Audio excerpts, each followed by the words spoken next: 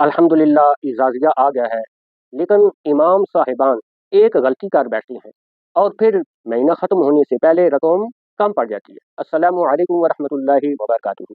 अल्हम्दुलिल्लाह बहुत से आइमा कराम को इजाज़िया मौसूल हो चुका है, लेकिन एक सवाल है, क्या इजाज़िया मिलने के चंद दिन बाद फिर वही माली परेशानी शुरू हो जाती है? अगर आपके साथ ऐसा होता है तो आज की ये मुख्तसर सी वीडियो आखिर तक ज़रूर देखें, क्योंकि मैं आपको 5 ऐसी गलतियां बताने वाला हूं जिनसे बचकर आप अपनी हालत को बेहतर बना सकते हैं। इजाज़त सिर्फ खर्च करने के लिए नहीं, बल्कि समझदारी से इस्तेमाल करने के लिए भी होता है।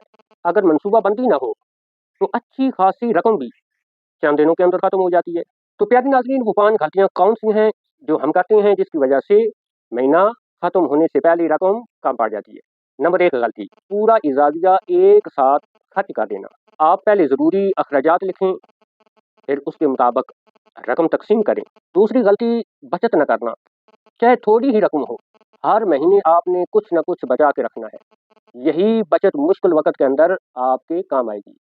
तीसरी गलती, गैर ज़रूरी खरीदारी। सिर्फ इसलिए चीज़ ना खरीदें कि पैसे हाथ में आ गए हैं, कि पहले ज़रूरियात देखें, फिर ख्वाहिश। चौथी गलती, अज़ाफ़ी आमदनी के बारे में न सोचना। यानी आज हम अज़ाफ़ी आमदनी के बारे में सोचते नहीं कि हमें क्या करना चाहिए। तो दोस्तों, सिर्फ इजाज़िया पर इन्हसार करने के बजाय कोई हलाल अज़ाफ़ी ज़रिया आमदनी का और भी होना चाहिए। कोई आप छोटा मोटा कारोबार बना लें, कुरान पाक की ऑनलाइन अकेडमी बना लें, उससे उसके बाद इतर बेच लें, शहद का कारोबार कर लें। अगर आप दोस्त कहेंगे तो इस पर भी मैं एक मुकम्मल वीडियो आपको बना दूंगा कि आमा हज़रात अपनी इमामत के फ़रज़ अंजाम देते हुए कौन से हलाल कारोबार मुख्तसर वक्त में कर सकते हैं। और पाँचवीं गलती, अल्लाह की नेमत पर शुक्र अदा न करना। शुक्र करने से नेमतों में बरकत आती है और अल्लाह भी फरमाता है, लइन शकरतुम वला अज़ीदन्नकुम। अगर तुम मेरा शुक्र अदा करोगे तो मैं तुम्हें और अता करूंगा। फजूल खर्ची करने से बरकत कम हो जाती है।